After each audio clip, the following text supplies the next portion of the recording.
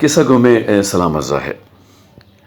ख़वातीन हज़रात सॼे मुल्क में बल्कि सॼी दुनिया में पीउ जो आलमी ॾींहुं मल्हायो पियो थो वञे। वालिद गिरामी मरतबत जे हवाले सां शेयर्स पिया था थियनि, फेसबुक ते ॾिसूं पिया था ऐं व्हाट्सएप ते मैसेजिस अचनि पिया था त पीउ जी ख़िदमतुनि जे हवाले सां ज़िक्र कयो पियो थो वञे।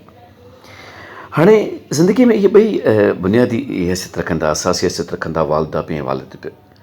पर अलाए छो ईअं थींदो आहे असां वटि त जेका वालिदा हूंदी आहे, असां माउ जेका हूंदी आहे, असां ॿारनि सां घणी क्लोज़ हूंदी आहे बनस्बत हुनजे जेको पीउ हूंदो आहे सो थोरो पर पर हूंदो आहे। उहो शायदि इन करे बि हूंदो आहे त हिकिड़ो त हुनजो पेशो अहिड़ो आहे जो हुनखे घर खां ॿाहिरि निकिरणो पवे थो। ऐं ॿियो ईअं बि हूंदी आहे त वालिदा बि हिकिड़ो अहिड़ो माहौल ठाहे छॾींदी आहे जंहिंमें अदब एतिराम हुजे ऐं घरु अचे त हुनखे सुखियूं घणियूं नसीब थियनि ऐं उहो आराम सां वेहे ऐं ॿार उनखे आराम करण जो टाइम ॾियनि त हिकिड़ो माहौल ठहंदो आहे। उन में आस्ते आस्ते इहा महसूसु थींदी आहे त हिकिड़ी ओपराइप आहे जेका घणो करे फादर फिगर में जनमु वठंदी आहे। ज़रूरी कोन्हे का, पर इहो बि ज़िंदगीअ जी हिकिड़ी हक़ीक़त आहे त इहा शइ पंहिंजी जाइ ते ईअं थिए थी।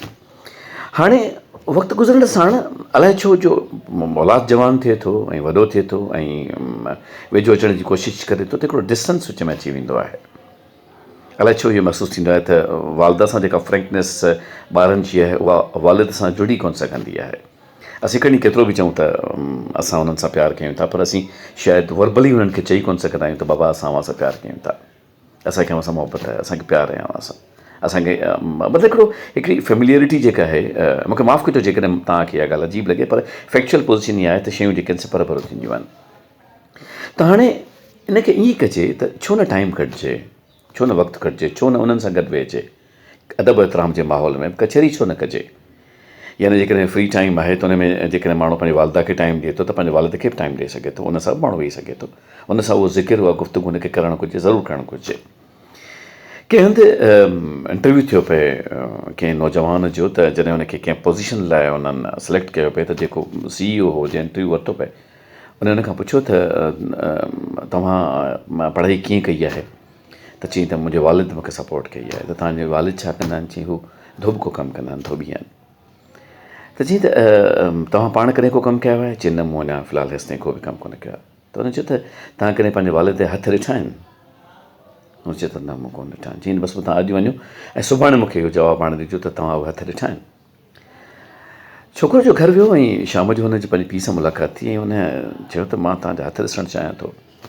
त हुन ॾिठो त हुननि हथनि ते त अलाए केतिरियूं लकीरूं हुयूं, अलाए केतिरा उते ॾार हुया पियल जिन में रत जी लकीर नज़र पई आई। ऐं हुन अंदाज़ो लॻायो त इहे कपिड़ा धोअंदे जॾहिं हुतां पाणी लॻंदो हूंदो, जॾहिं ॿियूं शयूं थींदियूं हूंदियूं त उन्हनि हथनि खे कहिड़ी तकलीफ़ थींदी हूंदी। हुनखे पहिरियों पहिरियों अहसासु थियो त मुंहिंजे पीउ मुंहिंजे लाइ छा कयो आहे। ॿिए ॾींहुं जॾहिं हू इंटरव्यू वारी जाइ ते साॻी पुॻो त हुन साॻियो सुवालु पुछियो त तो उहे हथु ॾिठा आहिनि? त हुन चयो हा, मूं उहे हथु ॾिठा आहिनि।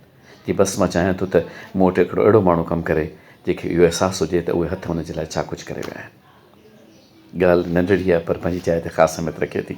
असां कॾहिं गौर कयो आहे त असांजो वालिद असां लाइ छा थो करे? अमड़ साइड त कंदी रहंदी आहे, बिल्कुलु कंदी रहंदी आहे, पर छा पीउ छा थो करे असां लाइ? छा सिर्फ़ु पैसा कमाए थो अचे? छा सिर्फ़ु ॿाहिरां नौकिरी करे अचे थो ऐं असां ते पंहिंजो रोब थो रखे? छा ईअं आहे त हुनजो दिलि जो गोशो असांजे लाइ खुलियलु हूंदो आहे?